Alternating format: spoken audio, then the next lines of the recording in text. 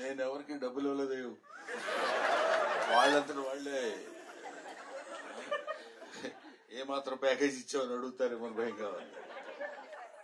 అదే అందరికీ నా హృదయపూర్వకమైన నమస్కారాలు. ఈరోజు నేను ఈ సినిమా ఫంక్షన్కి రావడానికి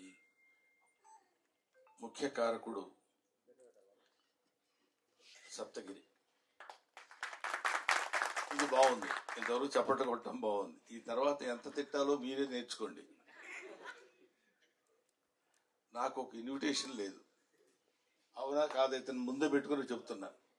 లేదు గురుగారు, మీరు 6 గంటల తర్వాత అదిగా ఒకసారి గురుగారు మీరు దండం పెడతా గురుగారు, ప్లీజ్ ప్లీజ్ నేను పెట్టండి, మీరు ఆశీర్వదించండి. నేను అదిగో 6 గంటల తర్వాత నేను ఇక్కడికి వచ్చి వెళ్ళిపోవాలంట. ఏమయ్యా, మీ ప్రొడ్యూసర్ కూడా ఒక పిలవలేదు, మీ డైరెక్టర్ ఎవరో తెలియదు నాకు. పోనీ సినిమాలో యాక్ట్ చేయకపోతే యాక్ట్ చేయకపోయాను, వాళ్ళు ఎవరన్నా వాళ్ళు కూడా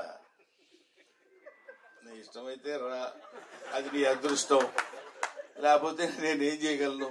నీ అదృష్టాన్ని పరీక్షించుకుని నువ్వు రాగలిగితే మేము ఆనందిస్తాం అన్నట్టు వాళ్ళిద్దరూ సైలెంట్ గా ఊరుకున్నారు, ఈయన ఊరుకున్నారు.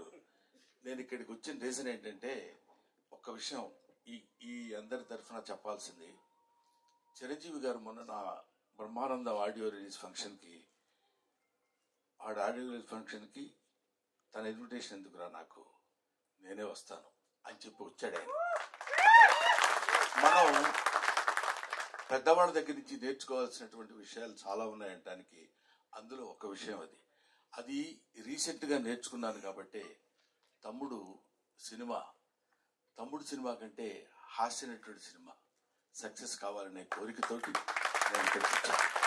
ఇందులో పిలుపులు, బొట్టు పెట్టి పిలవటాలు అలాంటివన్నీ అది ఫార్మాలిటీస్, కానీ అవి స్నేహితుల మధ్య జరిగాయి, ఆత్మీయుల మధ్య జరగవు. ఆత్మతో కనెక్ట్ అయ్యి సోల్మేట్స్ ఉంటారు చూడండి, వాళ్ళతో ఉండదు. ముఖ్యంగా ఈ నెల రోజుల నుంచి, ఒక 15-20 రోజుల నుంచి ఇతను ఎంత శ్రమ పడుతున్నాడో, ఎంత కష్టపడుతున్నాడో. ఆల్మోస్ట్ ఒక మాటలో చెప్పాలంటే అతను కొంచెం బాధపడ్డా సరే ఏకాకిగా తిరిగాడు. ప్రతి వాడి దగ్గరికి వెళ్ళాడు, ప్రతి వాడిని పట్టుకున్నాడు. ఎంతమంది అన్నలు ఉన్నారా నీకని అడిగాను నేను. మా రాజన్న సినిమా చేస్తానన్నాడు సార్ అన్నాడు, మా మారుతి అన్న వస్తానన్నాడు సార్ అంటాడు, మా ఇది డార్లింగ్ సీన్ అన్న రాస్తానన్నాడు సార్ అంటాడు. ఇలాగా తన్ను తాను అందరితో కలిసిపోయి తన ప్రతిభను ప్రదర్శించి భగవంతుడు నిజంగా ఇందాక సరదాగా జోవియల్గా చెప్పారేమో నాకు తెలియదు, కానీ బయట పూజలు చేస్తాడని మన మారుతి గారు కనిపించినా కనిపించని దేవుళ్ళందరికీ మొక్కున్నాడు. ఎందుకంటే ఈ సినిమా సక్సెస్ అయి నన్ను ఆశీర్వదిస్తే సినిమాని నమ్ముకొని వచ్చినందుకు నేను హాయిగా 4 మెతుకులు తిని బతుకుతానన్నా, అందుకని అడుగుతున్నాను. ఇది అతను నాతో చెప్పిన మాట. ఈ మాట నేను మీతో పంచుకోవాలి. అందుకోసమని నేను ప్రత్యేకంగా ఈ సినిమాతో నాకు సంబంధం లేదు, ప్రొడ్యూసర్తో సంబంధం లేదు, డైరెక్టర్తో సంబంధం లేదు, డబ్బులు ఇవ్వలేదు. అయినా సరే నేను ఒక హాస్యనటుడు ఎప్పుడు ఒంటరి అవ్వకూడదు. ఎవరైనా ఒంటరిగా ఉండొచ్చు. ఎందుకంటే అండి, ఒక చిన్న మాట చెప్పాలి. తెల్లవారు లేస్తే మిగతా హీరోలందరూ, హీరోయిన్స్ అంతా ఎలా ఉంటారో నాకు తెలియదు, విలన్స్ ఎలా ఉంటారో తెలియదు, కానీ కమెడియన్స్ మాత్రం మిమ్మల్ని ఎలా నవ్వించాలి, మామూలుగా ఉన్న ఫేస్ కూడా వికృతంగా పెట్టడానికి ట్రై చేస్తారు. అదిగారు గారు అనాలి అంటే నవ్వుతారేమో ఆశ. అలాంటి అనేక రకాలైన ఎక్స్ప్రెషన్స్ పెట్టి మిమ్మల్ని నవ్వించి మీ ఆశీస్సులు పొంది 10 కాలాల పాటు బతుకు తెరువు సాగించాలనుకునే నటుల్లో హాస్యనటుడు ఒకడు. కాబట్టి హాస్యనటుడు ఎప్పుడు ఒంటరి వాడు అవ్వకూడదు, వాడికి అందరూ ఉండాలి. ఎందుకంటే అతని వృత్తి ఏంటంటే మనల్ని నవ్వించడం. అటువంటి పవిత్రమైన పనులు చేసేటువంటి వాళ్ళని హాస్యనట్లు అంటారు. కాబట్టి మాతృదేవోభవ, పితృదేవోభవ, ఆచార్య దేవోభవ, హాస్యనట దేవోభవ. Thank you very much. నాకు ఈ అవకాశాన్ని కల్పించిన మిత్రులందరికీ నా హృదయపూర్వక నమస్కారాలు తెలియజేసుకుంటూ, ముఖ్యంగా ఇందాక ఆయన పొడుగ్గా ఉన్నారు, పేరేంటి? ఎస్కే పేరు చెప్పరా మీరు? ఏమండి అయ్యా, ఏదో చెప్పండి సార్. ఎస్కే శ్రీనివాస కుమార్. శ్రీనివాస్ కుమార్ ఎందుకు చివరిలో నాకు ఇంగ్లీష్ వచ్చు.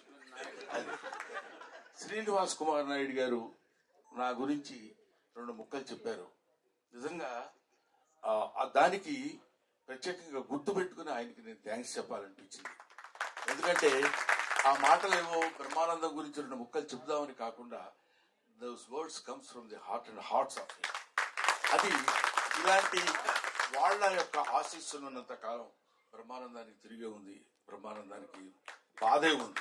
ఒకటి ముఖ్యంగా ఈ సినిమాలో నాకు తను ట్రైలర్ పంపించినప్పుడు చూస్తే మా అప్ప ఉంది అక్కడ. నేను అప్ప అని పిలుస్తాను అన్నపూర్ణమ్మ గారిని. బెమ్మయ్య అని పిలుస్తుంది ఆవిడ. ఇది వాటితే కాదు, 40 సంవత్సరాల సుదీర్ఘమైన ప్రయాణం మాది.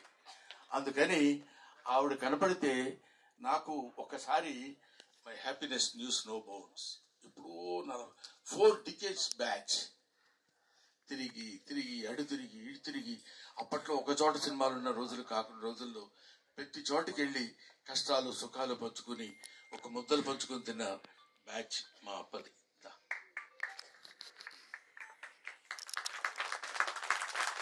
తలకి రంగేయటం మానేసింది కానీ ఒకప్పుడు అబ్బు. థ్యాంక్ యూ నాన్న, thank you very much. I wish all the best. Pellikani Prasad మంచి హిట్ చేసి మంచి హాస్య నటుడికి మంచి జీవితాన్ని ఇవ్వమని మనస్ఫూర్తిగా కోరుకుంటూ సెలవు. Thank you.